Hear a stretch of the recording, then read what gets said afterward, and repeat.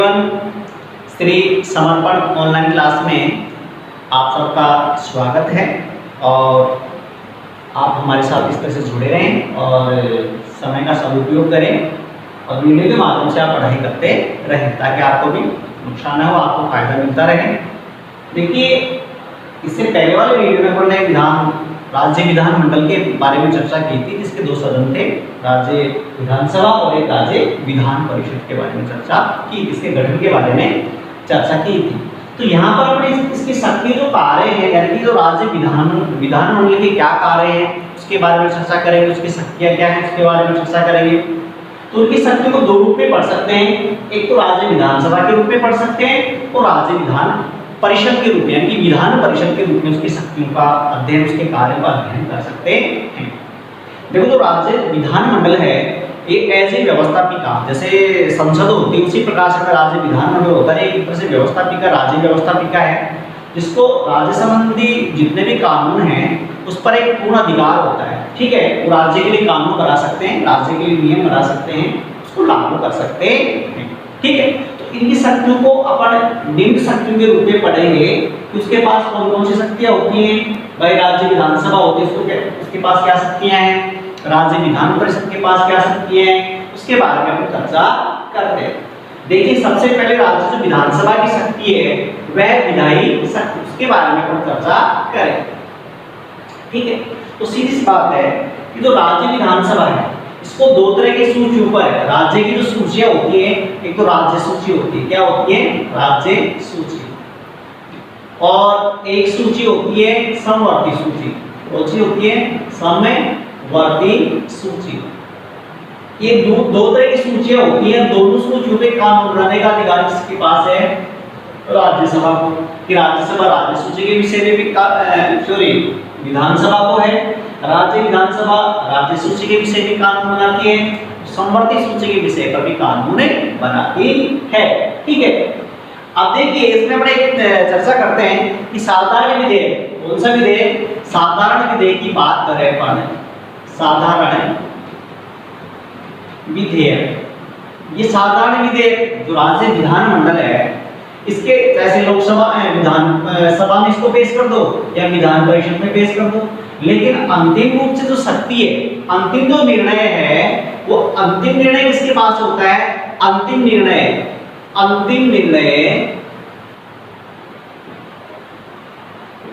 ये विधान परिषद के पास, विधानसभा के पास में होता है।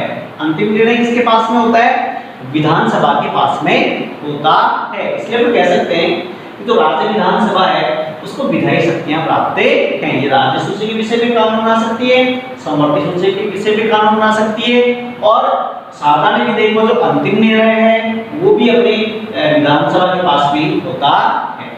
अब वित्तीय शक्तियों की बात करते हैं,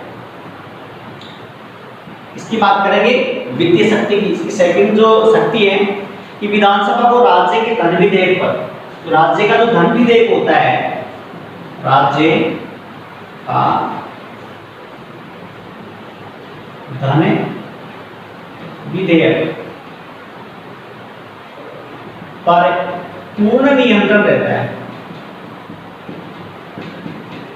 यानी कि जो राज्य का धन विधेयक है वो सबसे पहले अपन ये कह सकते हैं कि वो राज्यसभा विधानसभा में पेश किया जा सकता है, विधान परिषद में पेश नहीं किया जा सकता है।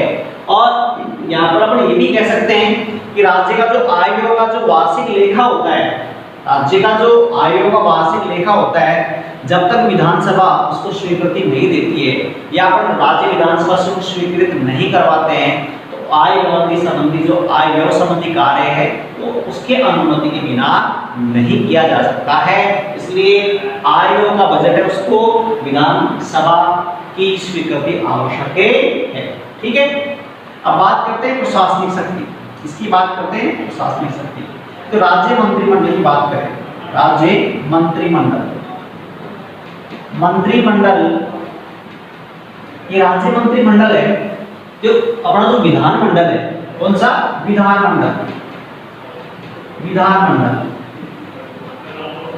विशेष रूप से किसके प्रति, विशेष रूप से विधानसभा इसके प्रति उत्तरदायी रहती है। राज्य मंत्रिमंडल है, राज्य विधानमंडल विशेष रूप से ये विधानसभा के प्रति उत्तरदायी होती है। अतः जो विधानसभा के सदस्य है ना, ये मंत्री से प्रश्न भी पूछ सकते हैं, पूरक प्रश्न भी पूछ सकते हैं, उसको नियंत्रित भी कर सकते हैं। और यहाँ तक कि राज्य जो विधानसभा है, अविश्वास प्रस्ताव के द्वारा राज्य के जो मंत्री हैं, राज्य का जो मंत्रिमंडल है, उसको त्याग पत्र दिला सकती है। अगर वो अविश्वास प्रस्ताव पास कर दे वो, तो इसको राज्य मंत्रिमंडल को त्याग पत्र देना पड़ेगा। ऐसी शक्ति विधान परिषद के पास में नहीं है। इसलिए हम कह सकते हैं कि प्रशासनिक शक्तियों की चर्चा करें, जिस प्रकार से लोकसभा को प्रशासनिक शक्तियां प्राप्त हैं, वहाँ का जो मंत्रिमंडल होता है, संसद यानी कि विशेष तौर से लोकसभा के प्रति उत्तरदायी होता है, तो यहाँ पर अपने विधानसभा के प्रति उत्तरदायी होता है, विधान परिषद के प्रति उत्तरदायी नहीं होता है। ठीक है, आगे बात करते हैं कि संविधान में संशोधन की बात करते हैं।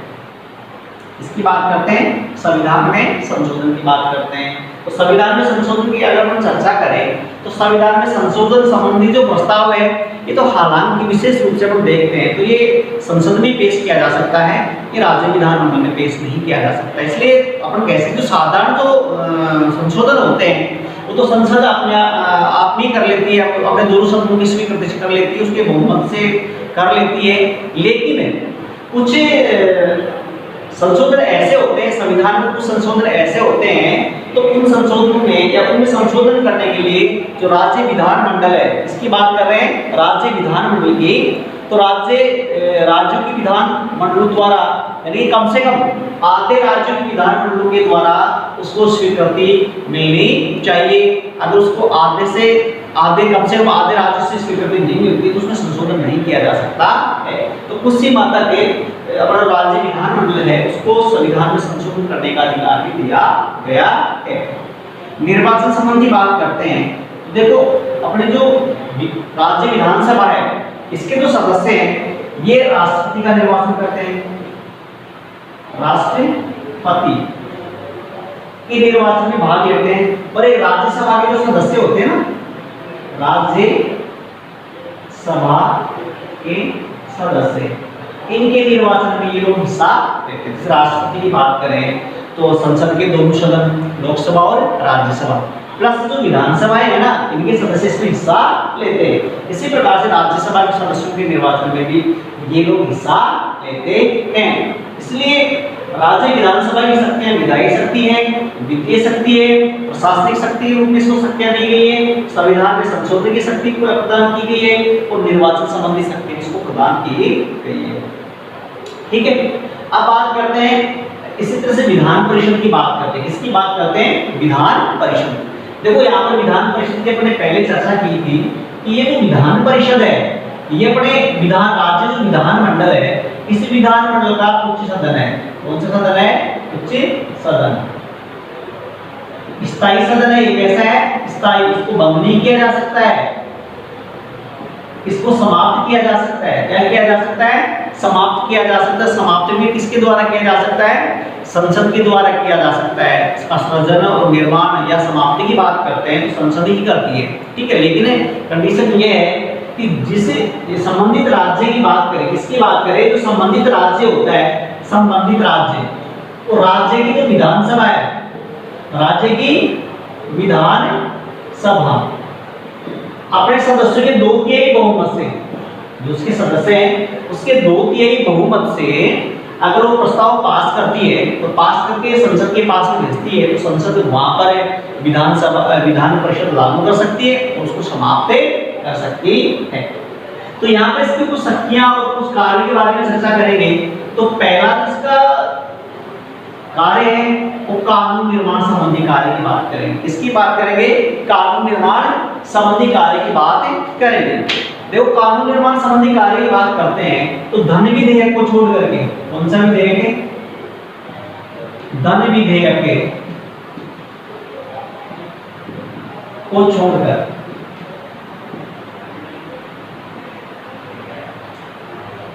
विधेयक किसी भी सदन, अब किसी भी सदन, यहाँ पर 2 सदन है, एक तो कौन सा है? विधानसभा, और एक कौन सा है?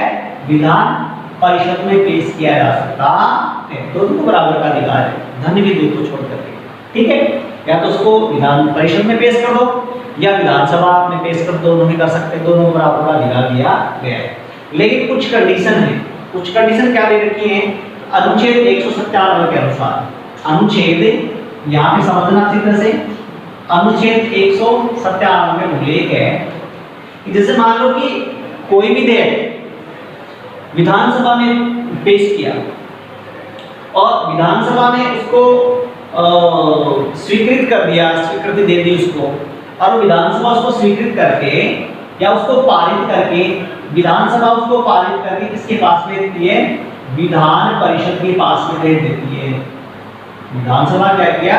इससे मान लो कोई विधेयक विधानसभा के पास में आया, विधानसभा ने अपने 2/3 बहुमत से उसको पारित कर दिया, ठीक है, उसको स्वीकृति दे दी और दे करके उसको वो कहाँ जाएगा?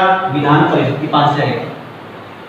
अब विधान परिषद क्या करेगी कि विधान परिषद या तो उसको 3 माह में वापस लौटा दे, 3 माह में नहीं लौटाएगा, या इसमें संशोधन करें कुछ,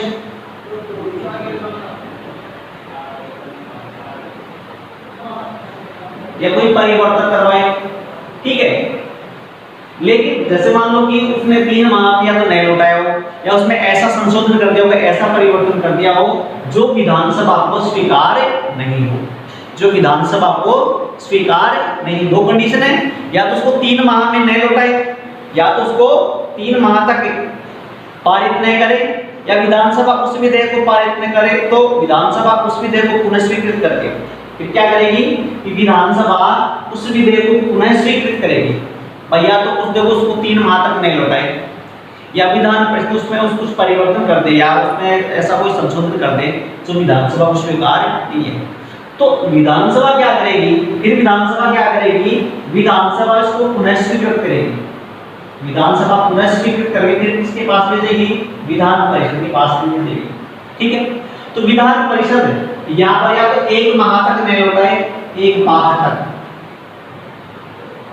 नहीं लौटाएगा, ठीक है, या उसमें कुछ परिवर्तन कर दे, कुछ संशोधन कर दे, लेकिन ऐसा संशोधन कर दे, ऐसा परिवर्तन कर दे जो विधानसभा को स्वीकार नहीं है, तो ऐसी स्थिति में वह विधेयक विधान परिषद के द्वारा पारित किए बिना ही, विधान परिषद के द्वारा पारित किए बिना ही दोनों सदनों से पारित माना जाएगा और वो एक कानून बन जाएगा, वह विधेयक बन जाएगा। समझ गए होंगे आप कि भाई धन विधेयक को छोड़ करके विधेयक किसी भी सदन में पास कर सकते हैं, ठीक है। विधानसभा और विधान परिषद, जैसे मान लो विधान सभा के पास में कोई विधेयक आ गया तो विधानसभा क्या उसको अपने 2/3 बहुमत से स्वीकृत करेगी, किसके पास लेती है? विधानसभा के पास लेती है, सॉरी विधान परिषद के पास, विधान परिषद के पास आ गया। विधान परिषद के पास में 2 अधिकार होते हैं, या उसको या तो 3 महीने तक रोक ले और 3 महीने तक उसको नहीं लौटाए, या उसमें कुछ ऐसा संशोधन कर दे या ऐसा परिवर्तन कर दे जो विधानसभा को स्वीकार नहीं हो, तो फिर विधानसभा क्या करती है? उसको पुनः स्वीकृत करती है, इसको उस विधेयक को जो उसमें पेश किया गया था वो फिर से किसके पास भेजती है? विधान परिषद के पास। अब विधान परिषद की समय सीमा यहाँ पे कम हो गई, पहले कितनी थी? 3 माह तक, अब यहाँ पर कितनी हो गई? 1 माह हो गई, यहाँ पर कितनी हो गई? 1 माह हो गई, ठीक है। अब देखो, या तो विधानसभा उसको अस्वीकृत कर दे, या तो विधान परिषद उसको, विधानसभा ने उसको भेजा ही है, या तो विधान परिषद उसको अस्वीकृत कर दे, या उसमें कुछ संशोधन कर दे जो विधानसभा को स्वीकार नहीं हो, या उसको 1 माह तक न लौटाए। ऐसी कंडीशन में वह विधेयक विधान परिषद के पारित किए बिना ही पारित समझा जाएगा, दोनों शब्दों से पारित हो जाएगा, वो कानून में बन जाएगा। अब कार्यपालिका संबंधी शक्ति की बात करते हैं, इसकी बात करते हैं, कार्यपालिका संबंधी शक्ति की बात कर सकते हैं। देखो, विधान परिषद के सदस्य मंत्री परिषद के सदस्य हो सकते हैं, लेकिन यहाँ पर क्या है कि जो मंत्रिमंडल है वह विधान परिषद के प्रति उत्तरदायी नहीं होती, इसलिए ये विधान परिषद मंत्रियों को पद से पदच्युत नहीं कर सकती है, मंत्रिमंडल को पदच्युत नहीं कर सकती है, क्योंकि उसको नियंत्रित कर सकती है, प्रश्न पूछ सकती है, पूरक प्रश्न पूछ सकती है, वाद विवाद कर सकती है, उसको नियंत्रित कर सकती है, लेकिन पद से पदच्युत नहीं कर सकती है। ऐसे कार्यपालिका संबंधी अधिकार दिए गए। वित्तीय शक्ति की बात करते हैं, वित्तीय संबंधी कार्य तो वित्त क्षेत्र में भी विधान परिषद को बहुत सीमित अधिकार दिए गए हैं कि वित्त विधेयक हमेशा, यानी कि यह वित्त विधेयक कहाँ पेश किया जाता है, हमेशा विधानसभा में ही पेश किया जाता है, विधान परिषद में पेश नहीं किया जाएगा। विधान परिषद में नहीं, कहाँ पेश किया जाता है, विधानसभा में पेश किया जाता है। अब विधान परिषद के पास क्या है कि विधान परिषद इसको 14 दिन तक रोक सकती है। कितने दिन तक है? 14 दिन तक रोक सकती है, ठीक है। या उसमें कुछ, जैसे मान लो कि वो अगर चाहे भाई मुझे कुछ इसमें परिवर्तन करवाना है तो वो सिफारिश कर सकती है, ठीक है, वो क्या कर सकती है, सिफारिश कर सकती है, लेकिन उसको मानना या मैं मानना, स्वीकार करना है नहीं स्वीकार करना, इस पर डिपेंड करता है, विधानसभा पे डिपेंड करता है। वो चाहे तो माने चाहे नहीं माने, ऐसी स्थिति में वो वित्त विधेयक पारित माना जाएगा और विधानसभा उसको स्वीकृति देकर के आय और संबंधी कार्य करने की मंजूरी दे देती है, ठीक है। इस प्रकार से ये विधानसभा और विधान परिषद की शक्ति और कार्य है।